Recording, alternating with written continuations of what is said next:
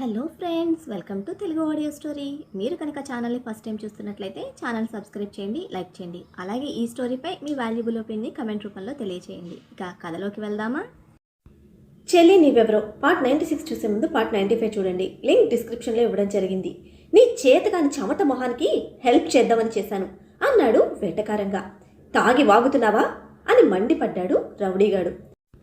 తాగినా నేను వాగేది నీకు వర్కౌట్ అవుతుంది.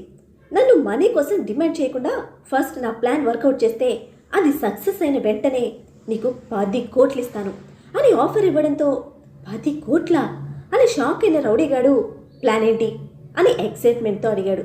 తెలుసురా, నీలాంటి కుక్కలు డబ్బు కోసం ఏదైనా నాకడానికి ప్రిపేర్డ్గా ఉంటారు అని అనగానే మాటలు మర్యాదగా రాని అన్న రౌడీగాడి కోపాన్ని పౌరుషాన్ని పట్టించుకోకుండా ఆ మర్యాద ఇచ్చే స్టేజ్ ఎప్పుడో దాటిపోయావు.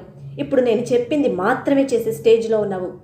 అండర్ గ్రౌండ్ నుంచి నువ్వు బయటికి రావాలి అంటే నేను తప్ప వేరే దిక్కు లేదు నీకు అని తన ప్లాన్ ఎక్స్ప్లెయిన్ చేశాడు వివేక్.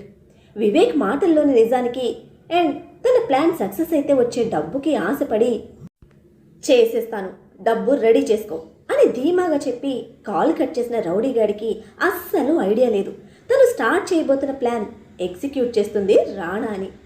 కలుగులో నక్కిన వాళ్లను బయటకు రప్పించడానికి పొగ పెట్టాడని, రాణా సెర్చింగ్ స్టార్ట్ చేశాడని తెలియడంతోనే అతనికి దొరకకుండా ఎక్కడెక్కడో దాక్కున్న తన మనుషులకి ఫోన్ చేసి లోకల్ వాళ్ళొద్దు, వాడు మామూలుడు కాదు, వాడిని కొట్టాలంటే మన వల్ల కాదు, జాలి దయ లేకుండా నిలువున ఊచకొత్తకొస్తే మృగాలని రంగంలోకి దించు, అమౌంట్ ఇప్పుడే అకౌంట్లో వేస్తాను, 1 అవర్లో అంతా అయిపోవాలి, ఈ నైట్కే మొత్తం ఫినిష్ అయిపోవాలి అని ఆర్డర్ వేశాడు. చల్లని గాలి శరీరం మీద గిలిగింతలు పుట్టిస్తూ ఉంటే రాణాలోకి ముడుచుకుపోతుంది చైత్ర.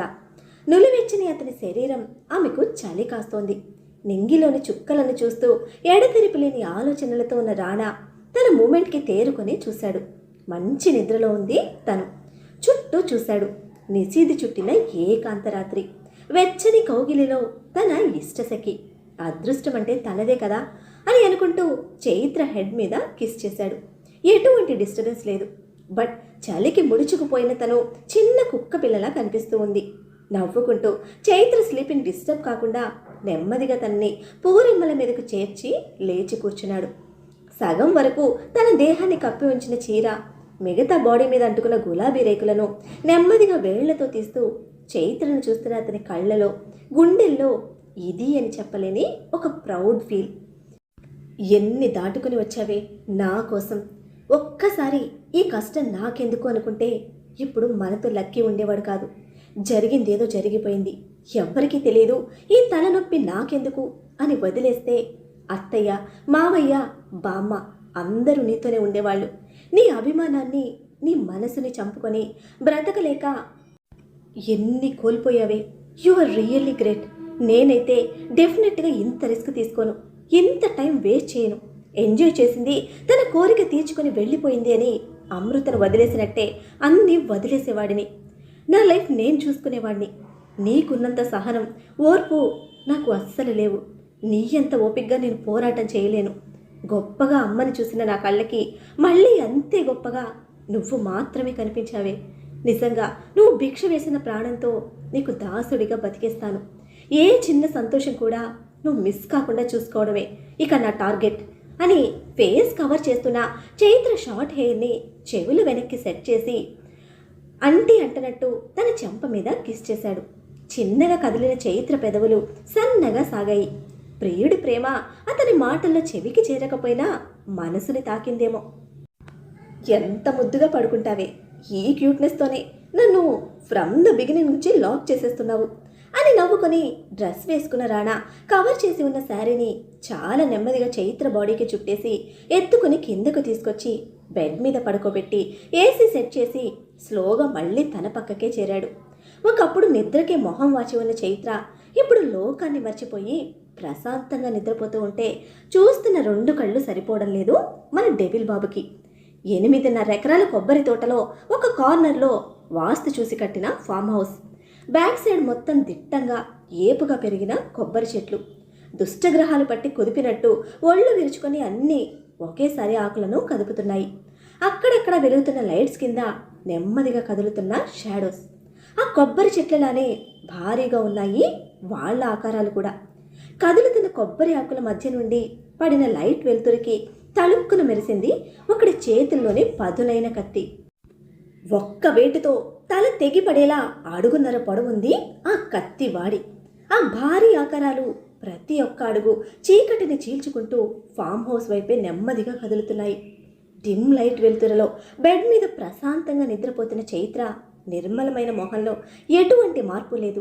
మెత్తటి తలగడని గట్టిగా చుట్టుకున్న తన పెదవులు మళ్ళీ సన్నగా విచ్చుకున్నాయి. ఏ చిలిపి కళ తన మనసులో మెదిలిందో మరి. ఎండిన కొబ్బరి మట్ట మీద పడిన కాలి ఫలానికి అది 2 ముక్కలవుతూ చేసిన సౌండ్కి వెనక్కి తిరిగి చూశారు ముందున్న భారీ కాయలు. తన పొరపాటికి నెమ్మదిగా కాలు వెనక్కి తీసి ఆగిన వాళ్ళ వైపు చూశాడు వాడు. ఒకడి కత్తితో ఏదో సైగ చేశాడు. మరొకడు ఈజీగా నరాలు కోసేసి చిన్న కత్తిని మెడ మీద పెట్టి చూపించాడు. సౌండ్ చేస్తే చస్తావన్నట్టుంది వాళ్ళ భాష.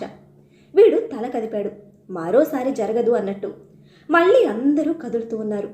వీడు అడుగు ముందుకు వేసి మరొకసారి సౌండ్ చేయకుండానే గాలిలోకి లేచాడు. కోడి మెడలా వేలాడుతున్న వాడు గొంతులోని ఊపిరి చీకటిలోనే కలిసిపోయింది.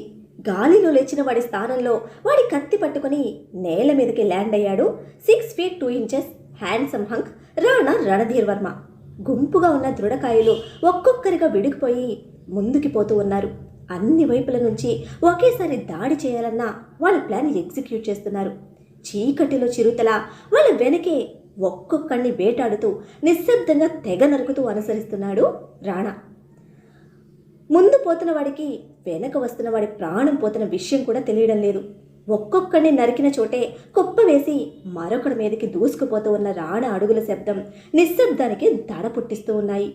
ప్రాణం పోతున్న వాడికి మాత్రమే తెలుస్తోంది చంపడానికి పోవడం లేదు, యముడి చేతికి ప్రాణం ఎదురివ్వడానికి వచ్చామని. వేగంగా కదులుతున్న రాణా డార్క్ బ్రౌన్ ఐస్ నలుదిక్కులు సమానంగా వెతుకుతూ ఉన్నాయి తరువాతి వేట కోసం. చదునైన నేల మీద వేగంగా వేటాడుతున్న రాణా అడుగుల ఉనికి ఒక వేట కుక్క పసిగట్టింది. వెళ్తున్న దారి మార్చి మరో పక్క నుంచి కాపు కాచి రాణా వెనక నుంచి దాడి చేసింది. రెప్పపాటు కాలంలో పక్కకు తప్పుకొని వెనక్కి తిరుగుతూనే వాడి గొంతులో కత్తి దింపిన రాణా రైట్ షోల్డర్ మీద పడింది ఆ కత్తి. తలకు పడాల్సిన వేట కుక్క కత్తి వేటు నేల మీదకు పడిపోతూ అరవబోతున్న వాడి నోటిని షూ కాల్తో నొక్కి పెట్టి చుట్టూ వెతుకుతూ ఉన్నాడు. ఆ కుక్కల్లాగా ఇంకా ఏదైనా కుక్క మాటు వేసిందేమోనని. ఎవ్వరూ కనిపించలేదు. చచ్చిన వాడిని గట్టిగా తన్ని తన రక్తం రుచి చూసిన కత్తిని అందుకొని ముందుకు ఉరికాడు. గాయం గురించిన ఆలోచన లేదు. వేట వేగం తగ్గలేదు. ఎక్కడ ఎవడు చూస్తున్నాడో రెండో వాడికి తెలియనివ్వలేదు. కొబ్బరి చెట్లు దాటి బయటకు వచ్చిన 4 దృఢకాయలకి చింత నిప్పుల్లాంటి కళ్ళతో ఎదురు నిలిచి ఉన్నాడు రాణా. ఫామ్ హౌస్ లోపలికి వెళ్ళి నరకాలి అనుకున్న వాళ్ళ వేట ఎదురుగా కనిపించడంతో ముఖాలు చూసుకున్న 4 కళ్ళల్లో మృత్యుహేళి వెకిలిగా నవ్వింది. బ్లాక్ అండ్ బ్లాక్లో స్టైల్గా దృఢంగా ఉన్న రాణా పర్సనాలిటీకి వాడు చెప్పినట్టే ఉన్నాడు. వీడు నరకటానికి దిట్టంగా సరిపోతాడు అని రాణాకు రైట్ హ్యాండ్గా ఉన్నవాడిని ముందుకు కదలమని కళ్ళతోనే చెప్పాడు. ఆ వేట కుక్కల గుంపులకి లీడర్ అనుకుంటా. వాడు చెప్పగానే కదిలిన వీడి వైపు తన డేగ కళ్ళను తిప్పి చూశాడు రాణా. మస్క చీకటిలో కూడా కత్తి కన్నా పదునుగా ఉన్న రాణా చూపుకి ఆగిపోయిన వాడి కళ్ళు రాణా కుడి చేతి నుంచి కారుతున్న రక్తం చుక్కల మీద పడింది. ఆ రక్తధారని అనుసరిస్తూ పైకి చేరిన వాడి కళ్ళు రాణా రైట్ షోల్డర్ మీద పడిన కత్తువేటిని చూపిస్తూ ఉంటే వాళ్ల వేట ఆల్రెడీ వాళ్లని వేటాడుతుందని అర్థం చేసుకోవడానికి ఎక్కువ టైం పట్టలేదు. అప్పటికి వాళ్ళకి ఇంకా తెలియని విషయం చివరిగా మిగిలింది ఆ 4 చుట్టూ ఒకసారి కళ్ళు తిప్పి పరీక్షగా చూసిన వీడు తన చేతిలోని కత్తి పైకెత్తి రాణా షోల్డర్ని పాయింట్ చేస్తూ, ఏందిరా నరకమంటే నిలబడి చూస్తుండావు అని అరుస్తున్న లీడర్ని చూశాడు. వాడి చూపుల్లోని వణుకుకి తల తిప్పి చూసిన లీడర్ కళ్లకు పెదవుల మీద ఈవిల్ స్మైల్తో కనిపించాడు రాణా. షోల్డర్ మీద కత్తిగట్టు చూసి, ఏందిరా ఇది, ఎట్ట తగిల్లాలి అని అడిగితే మరింత బ్రాడ్గా సాగిన రాణా నవ్వు వాడికి సమాధానంగా మారింది. తనతో ఉన్న మిగిలిన 3 చూసి, ఏంటిరా సినిమా చూస్తుండారా, నరకండి నా కొడుకుని అని ఆర్డర్ వేస్తున్న లీడర్కి మిగిలింది తమ నలుగురిమే అని, వెనక ఎవ్వరు లేరని కళ్ళతోనే అర్థమయ్యేలా చెప్పారు. అప్పటి వరకు భయం అంటే తెలియనివాడు మొదటిసారిగా నిశ్శబ్దపు చీకటికి భయపడుతూ ఆ భయాన్ని బయటకు చూపకుండా కోపంతో ఊగిపోతూ నా వాళ్ళేరి అని అరుస్తున్నాడు. రాణా ఆన్సర్ చెప్పలేదు. అదే డెవిల్ స్టైల్, సైలెన్స్తో చంపేయడం. ఒక్కొక్కడికి తెలియకుండానే చెమటలు పుట్టుకొస్తున్నాయి. నిశ్చలంగా ఉన్న రాణా కళ్ళలోని వేటాడడానికి సిద్ధంగా ఉన్న వేడి సెగలు లీడర్ని మరింత రెచ్చగొట్టాయి. ఏందిరా అన్న అడుగుతున్నాడు, మాట్లాడవే అని పంజా విప్పిన సింహం మీదకు పోతున్నాడు అని తెలియక మూర్ఖంగా దూసుకువచ్చినవాడు ఒక్క దెబ్బ బలంగా గుండె మీద వేసిన డెవిల్ పంజా దెబ్బకి నేలకి అతుక్కోవడమే. వాడి గొంతు మీద కాలు వేసి నిలబడ్డ రాణాను చూస్తున్న మిగతా ముగ్గురు మూర్ఛపోయినట్టే ఉండిపోయారు. నేను మనుషులతోనే మాట్లాడతాను, నీలాంటి మృగాలను వేటాడుతాను అని నిశ్శబ్దాన్ని చీల్చుకుంటూ వచ్చిన ఆ ఒక్క డైలాగ్ మాకు మించిన తోపులు లేరు అని అనుకుంటున్న వాళ్ళ అహంకారాన్ని భయపెట్టే తరంగల్లా తాకి వెన్ను జలధరించింది. అయినా సరే కళ్ళ ముందు తమ వాడిని చంపేశాడు అన్న కసితో ముగ్గురు ఒకేసారి ముందుకు దూకారు. వస్తున్న వాళ్ళని చూస్తూనే ఒక్క కాలు మీద డౌన్ అయిన రాణా చచ్చిన వాడి దగ్గర ఉన్న 2 కత్తులు తన చేతుల్లోకి తీసుకొని మీదకి వచ్చిన ముగ్గురి కాళ్ళు నరికి మట్టి ముద్దలా పడిపోతున్న వాళ్ళ మధ్యలో నుంచి లేచి నిలబడ్డాడు. జాలి, దయ, కరుణ ఇసుమంతైనా లేని రాణా డేగ కళ్ళు ఇంకా ఎవరైనా మిగిలున్నారా అని చీకటిని చీల్చుకొని వెతుకుతూ ఉన్నాయి.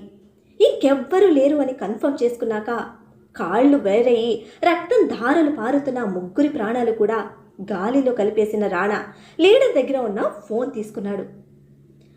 డబ్బులకు ప్రాణాలు తీసే కసాయి మృగాలను కనికరం లేకుండా చంపేసిన రాణాకు వాళ్ళ మీద ఎటువంటి ఫీలింగ్ లేదు. ఎదుర్కోగలిగాడు కాబట్టే తను సేఫ్గా ఉన్నాడు. లేకపోతే వాళ్ళందరి చేతిలో తన చావు, తన ప్రాణమైన చైత్ర చావు ఎంత దారుణంగా ఉండేదో ఊహించండి. ప్రాణాలు తీయడం ఒక ఎత్తైతే అంతకు మించిన పైశాచికత్వం, బ్రతికుండగానే శరీరాలతో ఆడుకునే మృగత్వం, ప్రాణం పోయే వరకు కాళ్ళు పట్టుకొని బ్రతిమిలాడినా కనికరించకుండా హింసించి చంపుతారు. ఈ విధంగా డబ్బు తీసుకొని ఎంతమందిని చంపుంటారు అసలు ఆలోచించుకోలేదు రాణా కూడా. చప్పుడు చేయకుండా ఫామ్ హౌస్ ఫ్రంట్ సైడ్కి చెక్ చేస్తూ వచ్చిన రాణాకు అక్కడ ఉదయ్, వికాస్ కనిపించారు. ముందు నుంచి అటాక్ చేయడానికి వచ్చిన వాళ్ళని వాళ్ళిద్దరూ కలిసి మట్టు పెట్టారు. వాళ్ళిద్దరిని అక్కడ ఊహించని రాణా ముఖంలో రంగులు మారాయి. ఎంతటి బలవంతుడికైనా అప్పుడప్పుడు సాయం అవసరం. ఆ విధంగానే ఉదయ్, వికాస్ ఇప్పుడు నిలబడ్డారు. సారీరా, నీ ప్రైవేట్ టైం తెలుసు, బట్ ఉండలేకపోయాం అని రాణా తన నోటిమాటం ప్రదర్శించకముందే ఎక్స్క్యూజ్ అడిగాడు ఉదయ్. వాళ్ళిద్దరూ వచ్చినందుకు కోపం కాదు, తన కోసం వచ్చిన వారి వల్ల వాళ్ళకి ఏదైనా ప్రాబ్లం అవుతుందన్న ఆలోచన మాత్రమే రాణాది. రాణాకి ఎక్స్ప్లెనేషన్ ఇవ్వడం అవసరం లేనట్టు చచ్చిన వాళ్ళందరినీ లాక్కొచ్చి కుప్పేస్తున్నాడు వికాస్. ఓ కంట వికాస్ని చూస్తూనే లీడర్ దగ్గర తీసుకున్న ఫోన్ ఉదయ్కిచ్చి ఎస్పీ సార్కి ఇన్ఫార్మ్ చేయి, మన వాళ్ళని అలర్ట్ చేయి అనేసి లోపలికి వచ్చాడు రాణా. బయట జరిగిన సమరం ఏ మాత్రం తెలియని చైత్ర మేఘాలు చాటున నిండు చందమామలా ప్రశాంతంగా నిద్రపోతోంది. పున్నమి వెలుగులు నింపుకున్న తన మొహం చూసి దీనికోసం ఏదైనా చేయొచ్చు అని లాంగ్ బ్రీత్ తీసుకుంటూ దగ్గరికి వచ్చిన రాణా చేతులకు అంటిన రక్తం వలన తనని ముట్టుకోకుండా కొన్ని క్షణాలు అలాగే నిలబడి చూసి వాష్రూంలోకి వెళ్ళిపోయాడు ఫ్రెష్ అవ్వడానికి. ఎవరూ తరుముతున్న ఫీలింగ్తో ఉలిక్కిపడి లేచి కూర్చుంది చైత్ర. మనసులో ఏదో కలవరం.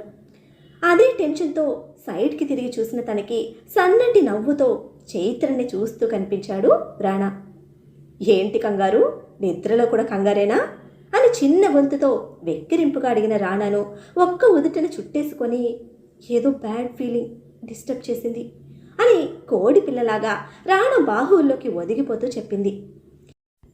తనని తడుముతున్న చైత్ర హ్యాండ్లోనే తన టెన్షన్ తెలుస్తూ ఉంటే మెడ మీద నుంచి కిందకు జారుతున్న తన చేతిని గాయం దగ్గరికి చేరేలోపే వేళ్లతో లాక్ చేసి పెదవులు దగ్గరికి తెచ్చుకొని నీ మొగుడు పక్కనే ఉండగా నీకెందుకే కంగారు, నన్ను దాటి ఎటువంటి ప్రాబ్లం మీ దాకా రాదు అంటూ చైత్ర చేతి మీద పెదవులు నిలిపాడు. నా టెన్షన్ కూడా నీ గురించే. శత్రువులు ఎవరో తెలిస్తే ఫేస్ టు ఫేస్ ఫైట్ చేయొచ్చు. బట్ మనల్ని టార్గెట్ చేసింది ఎవరో మనకు తెలియదు. ఎప్పుడు, ఎలా, దేనికి, ఎవరి మీద రియాక్ట్ అవుతారో కూడా తెలియదు. చాలా డిస్టర్బ్ చేస్తోంది ఈ భయం. నువ్వు సేఫ్గా ఉండాలి, మన ఫ్యామిలీ సేఫ్గా ఉండాలి, ఈ హ్యాపీనెస్ ఎట్టి పరిస్థితుల్లోనూ దూరం కాకూడదు అని ఎమోషనల్ అవుతున్న చైత్ర లిప్స్ లాక్ చేశాడు. తను నార్మల్ అయ్యింది అనుకున్న 2 మినిట్స్కి లిప్స్ వదిలి ఈవినింగ్ షాపింగ్ వెళ్ళాలి అన్నాడు టాపిక్ డైవర్ట్ చేస్తూ. చిరు కోపంగా రాణ చెంప మీద చరిచి లేవడానికి చూసింది. బట్ కదలటానికి లేకుండా పట్టుకున్న బాబు చేతి వేళ్ళు వెన్ను మీద తగులుతూ ఉంటే మళ్ళీ అతనిలోకే చొచ్చుకుపోయి అతన్ని దుప్పటిగా మార్చేసుకుంది. ఎప్పుడు తీసుకొచ్చావు లోపలికి అంది వాళ్ళున్నది బెడ్రూమ్లో అని తెలుస్తూ ఉంటే. నువ్వు చలికి వణికిపోతూ నాకు మంట పెడుతున్నప్పుడు పట్టుకొచ్చాను అని వెన్ను మీద వేళ్లతో ఆడుతూ ఉంటే గిలిగింతలు పెట్టి మెలికలు తిరుగుతూ నీకు డ్రెస్ వేసుకున్నవాడివి నాకు వేయొచ్చుగా అంది చిరుకోపంతో. బాడీకి చుట్టేసిన శారీ మెడ వరకు తీసుకొచ్చి జారిపోకుండా ముడివేశాడు. ఆ మెడకి వీపుకి మధ్య ఉన్న వీపు మీద చిన్నగా గిచ్చి నా కోసం కట్టుకున్న బ్లాక్ శారీ ఒక్క నైట్ అన్నా ఫుల్గా నీ ఒంటి మీద చూడనివ్వవే అని నున్నటి వెన్ను మీద గిల్లుతున్న డెవిల్ బాబు భుజం మీద పళ్ళు దింపి లేచి వాష్రూమ్లోకి పారిపోయింది చైత్ర. ఏయ్ స్లో అని చైత్రను వార్న్ చేస్తూనే షోల్డర్ పట్టుకుని లేచి కూర్చున్నాడు రాణా. గాయం గురించి చైత్రకు తెలియదు. తన అల్లరి సరసానికి నొప్పి పుట్టకూడదని గాయానికి తెలియదు. చూసిందంటే దీని కంగారు రెండింతలవుతుంది అని పెయిన్కి లాంగ్ బ్రీత్తో రిలీఫ్ ఇచ్చి దీనికి తెలియకుండా ఒక 2 డేస్ మేనేజ్ చేయాలి, ఈలోపు పచ్చి తగ్గిపోతుంది అని ఫిక్స్ అయిన డెవిల్ చైత్ర కోసం టవల్ బెడ్ మీద పడేసి బయటకు వచ్చేశాడు. ఏ విధంగా చైత్రకు దగ్గరైనా కంట్రోల్ లాస్ట్ అయ్యి తనకి దొరికిపోతాను అన్న ఫుల్ కాన్ఫిడెన్స్. అందుకే స్కిప్ చేసి బయటకు వచ్చేశాడు. ఉదయ్, వికాస్ ఇద్దరూ హాల్లోనే ఉన్నారు. వాళ్ళిద్దరిని చూస్తూ కిచెన్లోకి వెళ్ళిన రాణా కాఫీ ప్రిపేర్ చేసుకుంటే మాకు కూడా అంటూ కిచెన్లోకి వచ్చాడు ఉదయ్. బదులుగా ఒక షార్ప్ లుక్ బాబు నుంచి. ఓకే ఓకే నేనే ప్రిపేర్ చేసుకుంటాను అని బాబు చూపులకు భయపడుతూ పిల్లిలా జారుకున్నాడు. 10 మినిట్స్లో ఫ్రెష్ అప్ అయ్యి డ్రెస్ చేసుకుంటున్న చైత్రకు సన్నగా కదులుతున్న కర్టెన్స్ మధ్య నుంచి విండో గ్లాస్ మీద బ్లడ్ మార్క్స్ కనిపించాయి. కాఫీ మగ్స్తో అప్పటికి కిచెన్ ఎంట్రన్స్ దాటుతున్న రాణా రూమ్లో నుండి చైత్ర పెట్టిన గావు కేకకి చిరుతపులి వేగంతో లోపలికి దూసుకొచ్చాడు. ఆ వెనకే ఉదయ్, వికాస్ కూడా. వాట్ హ్యాపెన్ అని టెన్షన్తో అరిచినట్టే అడుగుతున్న రాణాకు ఆన్సర్ చెప్పే స్టేట్లో లేదు చైత్ర. మార్నింగ్ తనకి వచ్చిన డ్రీమ్, ఇప్పుడు గ్లాస్ మీద కనిపిస్తున్న బ్లడ్ మార్క్స్. ముచ్చెమటలతో వాటిని చూస్తూ ఉన్న చైత్ర కళ్ళను అనుసరించిన రాణా డబుల్ సీరియస్ లుక్తో ఉదయ్ని చంపేసేలా చూశాడు తల తిప్పి. సారీరా, మిస్ అయింది అని చిన్న చేసుకున్న మోహంతో ఏదో ఒకటి చెప్పి మేనేజ్ చేయి, స్టాట్యూలా మారిపోయింది అని అంటూ ఉండగానే చైత్ర దగ్గరికి వెళ్తున్న వికాస్ ముంజేయి పట్టుకొని ఫోర్స్గా వెనక్కి లాగి గెట్ అవుట్ అని రూమ్ దద్దరిల్లేలా అరవటంతో సెన్సెస్లోకి వచ్చింది చైత్ర. ఉదయ్, వికాస్ ఇద్దరూ బయటకు వచ్చేశారు. వికాస్ టీషర్ట్ పట్టుకొని బయటకు లాక్కొచ్చిన ఉదయ్ వాడి ముందు చైత్రతో డిస్టెన్స్ మెయింటైన్ చేయమని చెప్పాను కదరా అని పళ్ళు నూరుతూ ఉంటే పట్టించుకోకుండా రూమ్ వైపే చూస్తూ ఉన్నాడు వికాస్. మరి ఇప్పుడు డెవిల్ బాబు కోపానికి వికాస్ బలి కానున్నాడా? చైత్ర భయానికి డెవిల్ బాబు ఏం చేసి ధైర్యం ఇవ్వనున్నాడు? చచ్చిన వాళ్ళ ద్వారా ఏం క్లూ దొరకనుంది? వాళ్ళకు హాని చేయాలని చూసిన కిరాయి కుక్కలకే తన పంజా దెబ్బ ఇంత ఘాటుగా రుచి చూపించిన రాణా ఇంటి కుక్కైన వివేక్ను ఏం చేస్తాడు? దీనంతటికీ చీకటి మాటను నడిపిస్తున్న ఆ షాడో బ్రతుకు ఏం కానుంది? తెలుసుకోవాలంటే నెక్స్ట్ ఎపిసోడ్ని ఫాలో చేయండి. అలానే ఈ ఎపిసోడ్ని లైక్ చేయడం మాత్రం మర్చిపోకండి. Bye friends.